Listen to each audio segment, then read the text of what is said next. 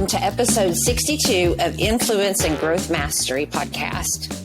Today's topic is one that we can all relate to. It's called Why We Want to Blame Other People for Playing Small. In this episode, we're going to discuss the psychology behind why we blame, why we tend to blame others, and how this behavior impacts our personal growth. We're going to discuss the practical strategies for overcoming this tendency and embracing a more powerful and self-aware mindset. Let's dive in.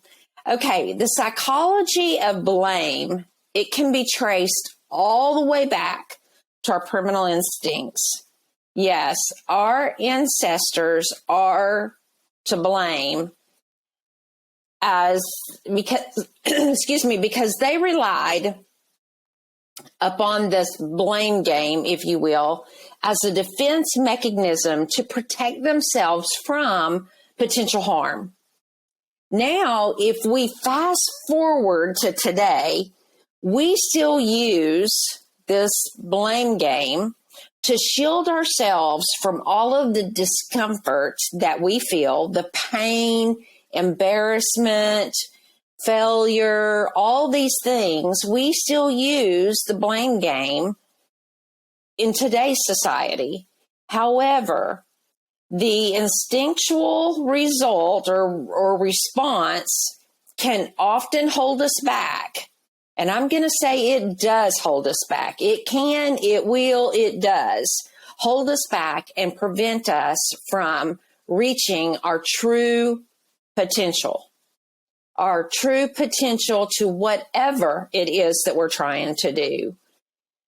So there's several reasons why we tend to blame other people for playing small.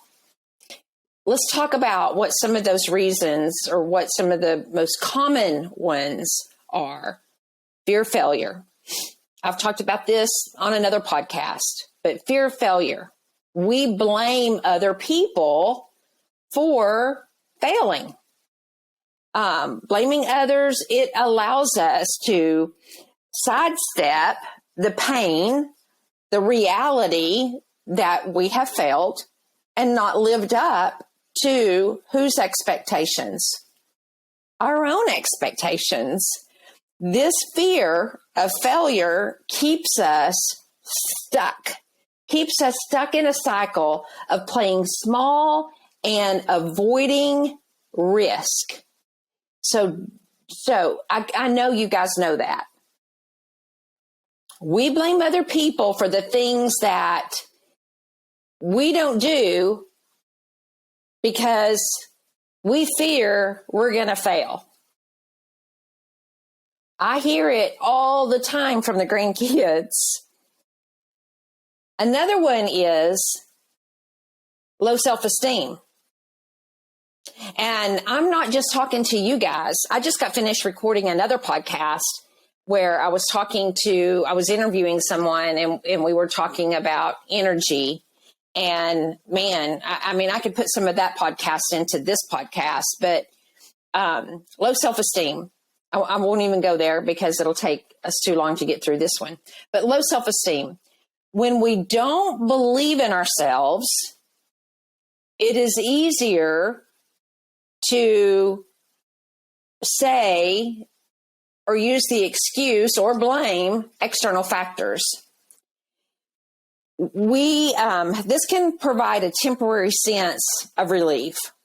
When we blame external factors because we have low self-esteem, this can help us to feel better for a short period of time. But ultimately, it prevents us from addressing the root cause of our insecurities. You know, I can make excuses all day long for why I've not done something, why I've not gone out and walked today, or why I've not done my sit-ups, or why I've not done this or that. But it's mainly because I'm insecure. I can blame that I had all these other things to do, but it's really because I'm insecure. I have low self-esteem. Or it could be because I chose lack of responsibility. I'm blaming others, or blaming others can get in the way of avoiding responsibility for my own actions or inactions, if you will, because it's so much easier for me to point my finger at you or at someone else rather than to accept that I may be the responsibility or the reason for my current situation. I know sometimes when Bill will say, "Did you go pick up my laundry today?" And I'll be like, "No, because my phone rang off the hook today," or I had 4 podcasts to do today, or I had this or that to do today. I'm laying the blame on something else rather than taking responsibility for going to get his laundry. And I could sit here and say, but I promise I was extremely busy. I did not have time to go get his laundry. So again, I'm laying the blame on something because I did not make his laundry a priority. Which one was the greater priority? Also, another one is we have the need for validation. Sometimes we blame other people because we crave validation from our peers. I know this one is true because I know some people like this. By portraying ourselves as a victim of our circumstance, we hope to gain what? We hope to gain sympathy and support from those around us. So we have a need for validation because we want to be this victim and show that we need support from somebody. So we go through this act of blaming others for our playing small, and it can have a detrimental impact on our personal growth. And not only our personal growth, but our professional growth. And having that detrimental, negative impact on our personal growth, our professional growth, it then impacts our financial growth. It prevents us from learning from our mistakes. It stunts our emotional maturity and perpetuates a victim mentality. I don't want to have a victim mentality. I don't know about you.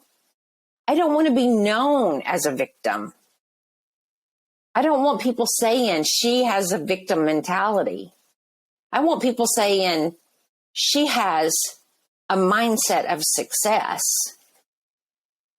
I want people to see that about you. I want people to see that or say that she knows how to use and focus on her energy. She knows what it takes to be successful. She used to be a victim and now she's not. She takes responsibility. She used to have low self-esteem and now she has a lot of confidence in herself.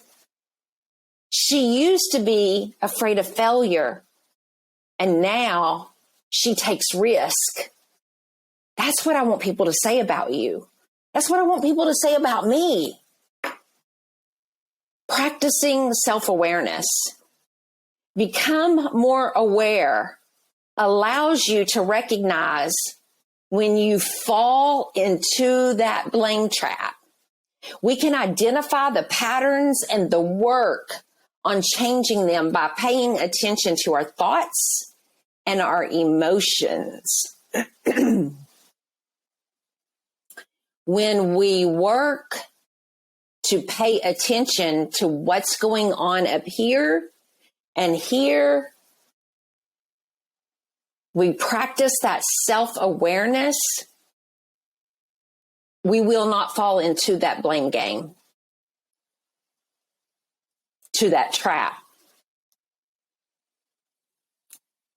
that tries to trick us. We're going to take responsibility and we're going to accept it for all of our actions and our choices, which in turn is going to empower us to make positive changes in our lives. And again, it's going to help us to recognize which role that we're in so that we understand the situation and take responsibility for our mistakes that we make. And then we're going to embrace failure. When we make a mistake, we're going to own it. When I failed to record that podcast last week or earlier this week, I was so humiliated. I got down to the last 2 to 3 minutes, was getting to the conclusion of that podcast. And I noticed I never hit the record button. And I said to Peter, "You're not going to believe what just happened." And he was like, "What? Tell me." I said, "I don't want to tell you. I don't want to tell you." He's like, "Okay, it can't be that bad."